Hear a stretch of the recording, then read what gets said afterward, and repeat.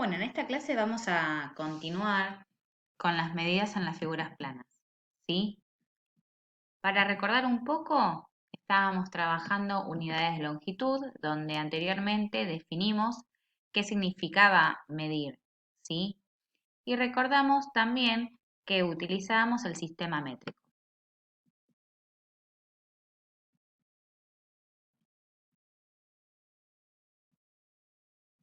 En la clase anterior estuvimos trabajando con las fórmulas del perímetro.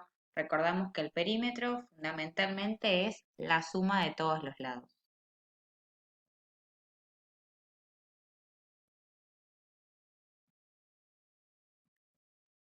También trabajamos las unidades de superficie, ¿sí? Donde recordamos que el área es la cantidad de veces que entra en una superficie la unidad de medida elegida.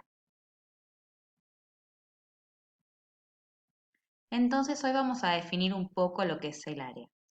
El área es el concepto que analizamos que forma parte de la matemática y concretamente de la geometría, que es la unidad en la cual nosotros estamos trabajando desde comienzo de año. Se entiende por área la extensión de la superficie en una figura plana. Así, al calcular áreas, en lo posible comparar dos figuras entre sí y de esta manera saber cuál de ellas ocupa un mayor espacio. Nosotros, desde que trabajamos en la primaria, ¿sí? Tenemos tres figuras que son básicas y conocidas, en las cuales trabajamos siempre con estas tres fórmulas. La fórmula del área del triángulo es base por altura dividido 2. La del cuadrado va a ser lado por lado o lado al cuadrado ya trabajándolo en primaria. Y por último, en el del rectángulo, base por altura. Pero vamos a tres ejemplos, ¿sí? ¿Qué pasa si nosotros tenemos un triángulo donde nos da por dato la base y la altura, pero en este caso tenemos distintas unidades de medida? Bueno, lo primero que vamos a realizar es el pasaje. 0,48 hectómetros lo pasé a metros y me dio 48 metros. Y los 175 decímetros también los pasé a metro y me quedó 17,5 metros. Si nos basamos en la fórmula del área, lo que va a ocurrir es que la base y la altura se van a multiplicar. Entonces, 48 por 17,5 nos va a dar por resultado 840. Pero, ¿qué pasó acá? Tenemos que multiplicar las unidades de medida, por lo tanto, metro por metro nos va a quedar metro cuadrado. Y por último, dividimos este número y nos quedó 420 metros cuadrados. Yo elegí pasar todo a metro, pero la idea es elegir una unidad de medida, puede ser cualquiera de las dos que están acá u otra, y realizar ese pasaje. Segundo ejemplo, un cuadrado, ¿sí? Sabemos que el área del perímetro del cuadrado es lado al cuadrado. Entonces nos va a quedar 27 hectómetros todo elevado al cuadrado. Por lo tanto, 27 por 27, 729. Y este cuadrado que está acá también se distribuye y llega a la unidad. Por último, el área de un rectángulo, ¿sí? Los datos que tenemos es que la base es de 2,7 kilómetros y la altura es 8 hectómetros. Entonces lo que hice, a diferencia del primer ejercicio, fue dejar el 8 hectómetros porque me gustaba, porque era un número entero, y el 27, ¿sí? Lo pasé a 27 hectómetros.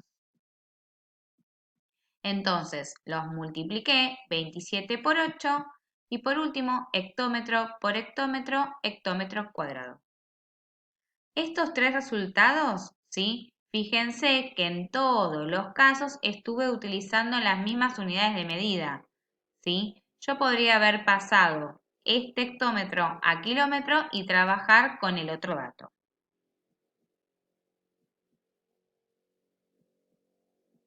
Los paralelogramos.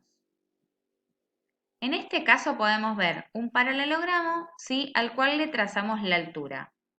Y en este caso vamos a deducir por qué nos ocurre o por qué vamos a utilizar esta fórmula fundamental.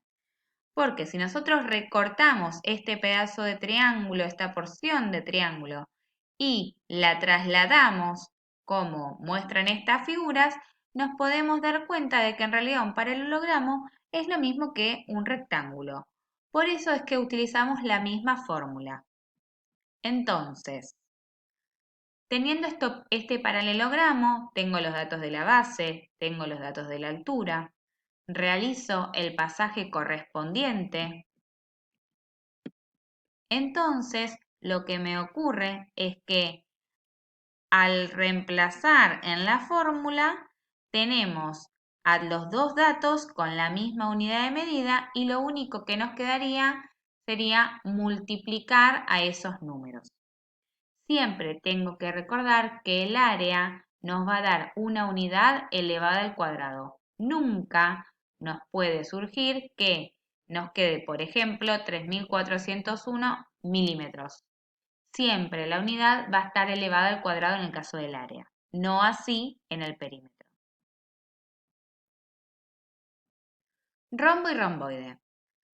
Si por los vértices del rombo se trazan segmentos paralelos a las diagonales, mayor y menor, como se muestra en la figura, se forma un rectángulo de base B y altura h, en donde la altura del rectángulo es igual a la diagonal mayor y la altura es igual a la diagonal menor. ¿Cómo es el área del rectángulo respecto al área del rombo? Es el doble, es decir, que el área del rombo es igual al área del rectángulo, dividido por 2. Entonces, de estas deducciones que tenemos en esta lectura, lo que vamos a hacer es plantear nuestra fórmula general para el área del rombo y del romboide, ¿sí? Diagonal menor por diagonal mayor, o es lo mismo decir diagonal mayor por diagonal menor, todo dividido 2.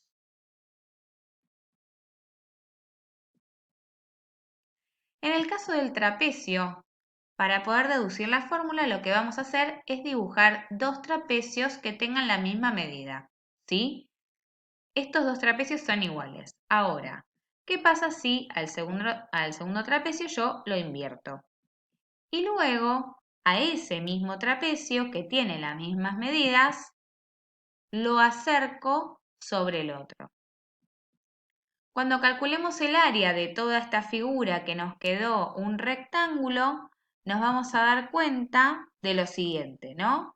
Yo, para calcular el área de esta figura, lo primero que tendría que hacer es sumar los datos de la base, es decir, 5 más 3 o 3 más 5, y multiplicarlo por la altura, que es 2. Entonces, 3 era la base menor, 5 era la base mayor y 2 era la altura. Pero como yo solo quiero este pedacito, esta porción que es el trapecio, lo divido por 2. Entonces, podemos deducir que el área de todos los trapecios es igual a la suma de la base menor más la base mayor por la altura.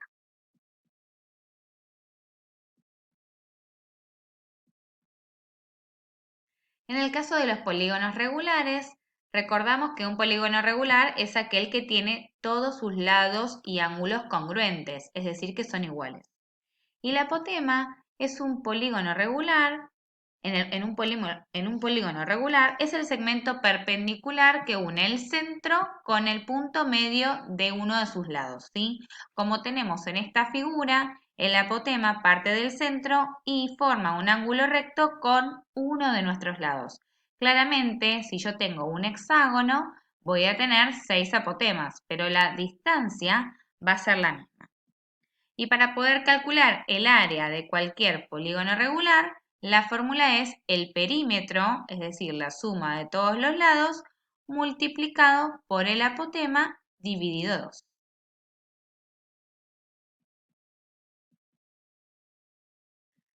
En el caso de las figuras circulares, lo primero que tenemos que calcular es la longitud, ¿sí?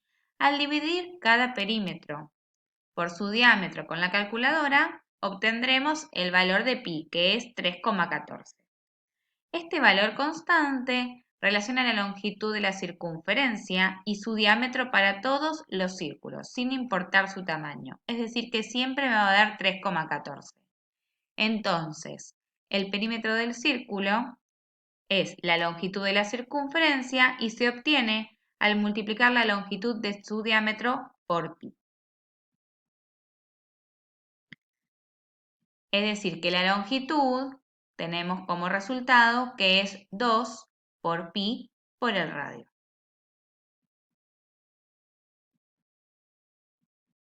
Para encontrar el área de las figuras circulares, en la ilustración podemos ver que a medida que aumenta la cantidad de lados del polígono, su perímetro se acerca cada vez más a la longitud de la circunferencia y su apotema es el radio. Fíjense, en la primera imagen tengo un cuadrado. A medida que yo le voy agregando lados a este polígono, cada uno de los lados se van acercando más a la circunferencia. Y la apotema va a ser la misma medida del radio.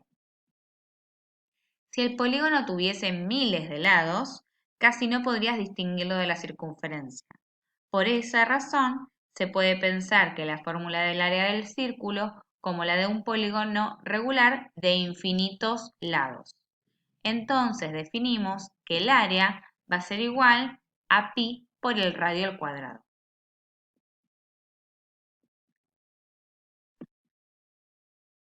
En esta última imagen les dejo todas las fórmulas de todas las figuras planas que trabajamos a lo largo de la unidad. Recuerden, más adelante del video tienen las fórmulas de todos los perímetros. Y en esta diapositiva, en este sector, tienen las fórmulas del área de todas las figuras que estuvimos trabajando. Ahora sí, a ponernos a trabajar.